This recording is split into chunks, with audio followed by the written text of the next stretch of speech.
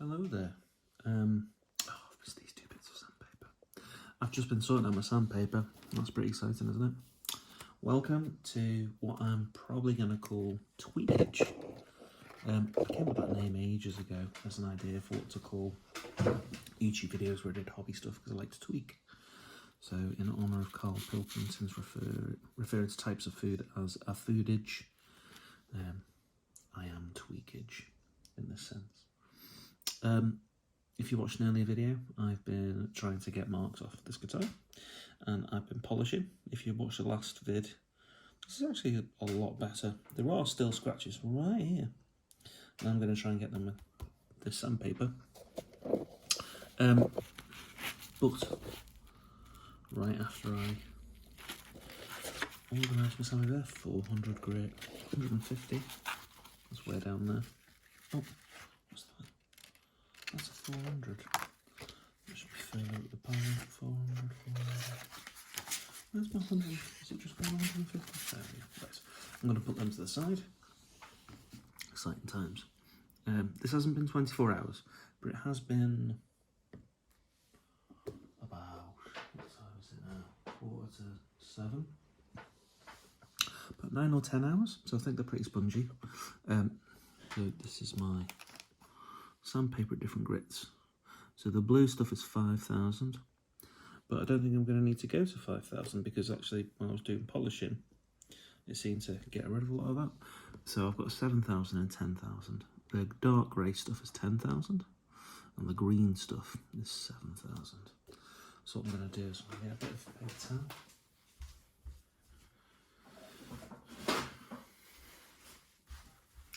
Get the drips off and try a bit of strip sanding. That's 7,000 grit. See if that helps or hinders at this stage, because this is all about being bad. Well, not wanting to be bad, but you know, trying things out, and it's okay if I make mistakes. Right, so as I've said in earlier videos, this is what I call the Nostromocaster. Whilst I do this, I'll explain. If you're a fan of the Alien movies, you know why. And I love the Alien movies. And the first film, the ship is called the Nostromo. So this is kind of like my doomed voyage. I'm thinking about it. Right, so I've got some scratches here. So I place my finger on, and then I pull sandpaper. That's one option, but actually what I'm going to do is I'm going to put it around my finger, like so.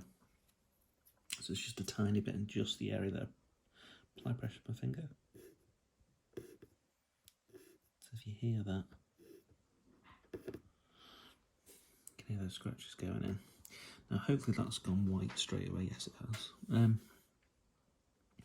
So I can't see any like discernible separate scratches. This is 7,000.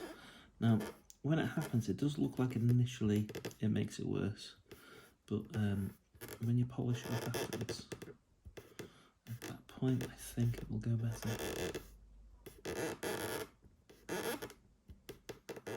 So you can hear that squeaking on the wood.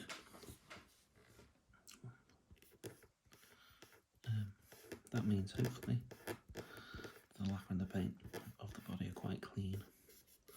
It means I'm making good contact, and I can see there's a little bit of the lacquer there. So I'm just going to move the paper along a teeny bit. Carry on. I think that's pretty much all I'm going to do actually. There's just a bit more I want to do here. And so if you hear any music in the background, that's because my girlfriend is watching Doctor Strange 2 for the second time. Right, okay, I'm going to try, when I lean my head this way, hello, when I lean my head this way, I can see in the light here the small scratches. So I'm going to try this. And again, just where the scratches are, I'll try not to go in between. It's that kind of shape. Okay. then when it's quite a bit loaded up like that, I'll move along a bit. Carry on. Some more switches there.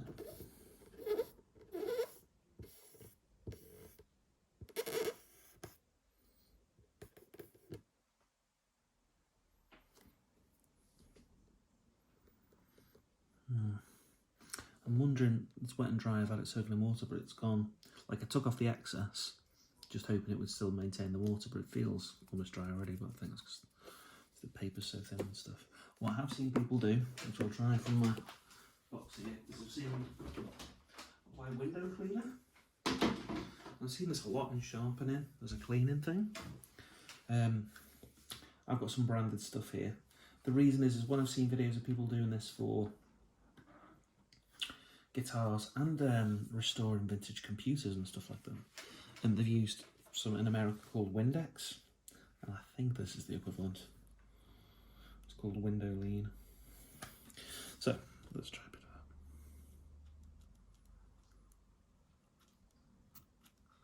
that. Do it. Don't go over the top now. Oh, live action. Leakage. Right. That does seem to cut a bit better actually. That's wet. That's cool. Trying to avoid this spot specifically because got some lacquer on there to cover where I sandpapered too far. And if this works, I'll be able to do this to the other parts of the guitar body. Here, here, and here.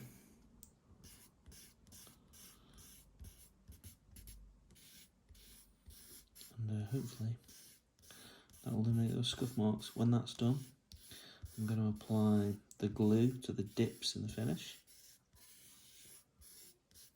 That'll do. Where's the paper I was going to use again? Yeah, so I'll apply that to the dips in the finish. So I can see the scratches when I do it. Hopefully you can see them there too. Now that feels completely smooth to the touch at this point. 7,000 grit is very, very fine. But obviously there's still some scratching. Yeah, that seems pretty cool. Move this paper to another clear bit. And this is going to leak, but I'm just going to live with it. And there's my bit of window cleaner.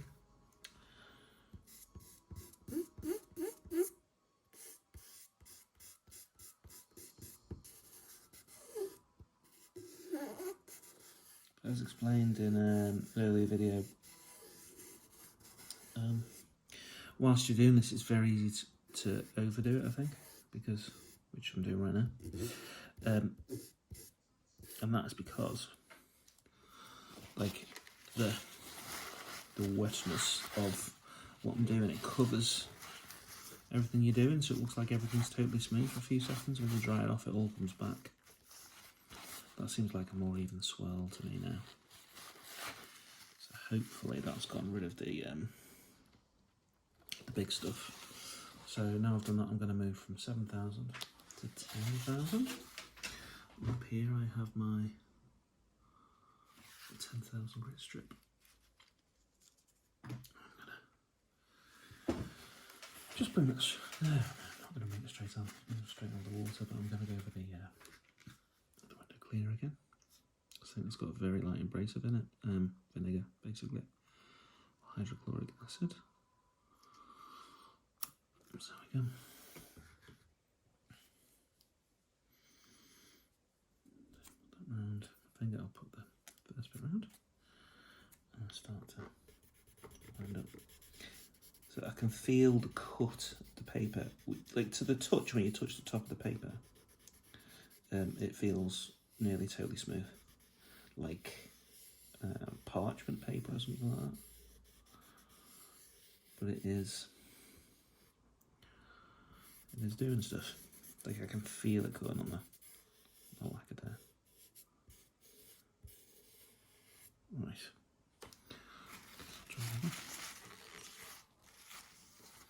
Now I've dried that off. There are streaks still there, but it's very light at this stage. I think after that it's going to be micro mesh territory. I actually might do a little bit more. I'll do one more round because I want to make sure I get that edge. I'll just keep it going and then move down to that. Alright. And then, once that's done, I'm going to go back to using this G3 Pro corn compound. See if that buffs it out. I get a remaining scratching. So it was quite far over here, wasn't it? So I'm going to go there.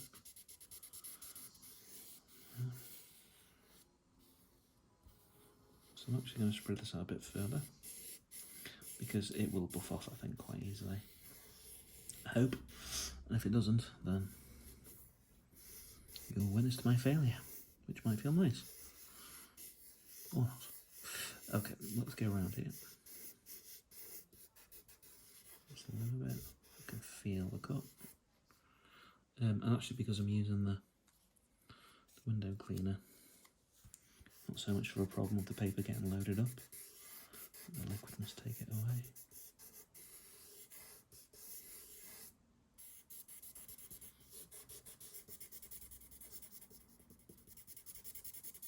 Really feel it there. This is quite nice as an ASMR moment.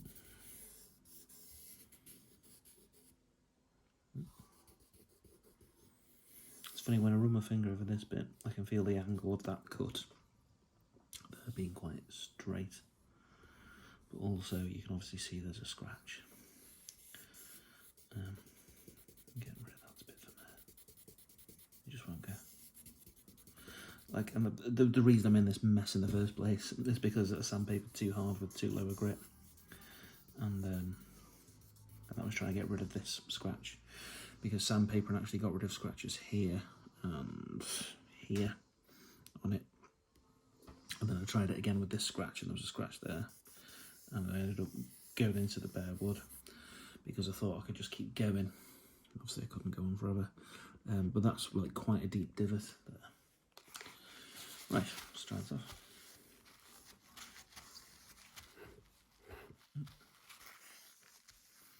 See where we're at, and I'll try and buff it out.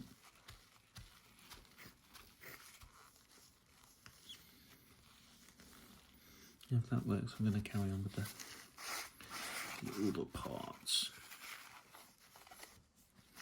I'm hoping I can go to live streaming this kind of stuff. If there's fellow kind of, you know, amateur repairers who are very good, like me, out there, or good ones who want to tell me how terrible this all is. It'd be nice to have a conversation as I'm doing it, so that'll be good. I'm going to stay to this section of the cloth. Maybe I should move to another one, I'm not sure. Right, here we go. Little bead. Okay, and let's see if those go away. We hope they do. It's more like in the cotton compound. So the other one's 10,000 grit. I'm not sure what this is, but higher. That's the most obvious answer.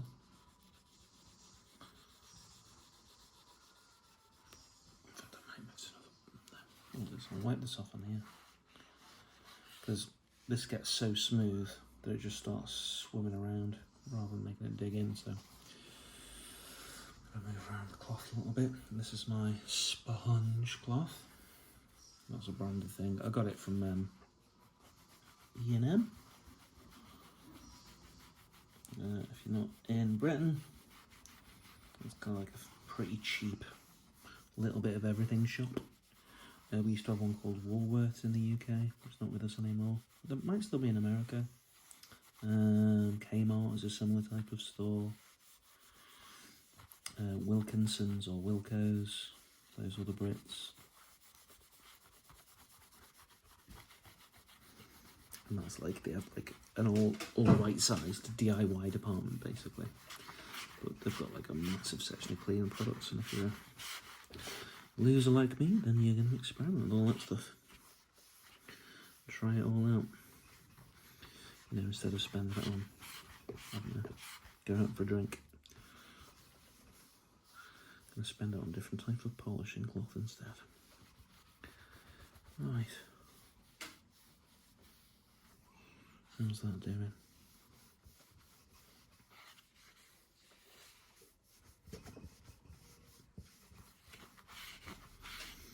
I think it's doing well. Looks a bit early to tell.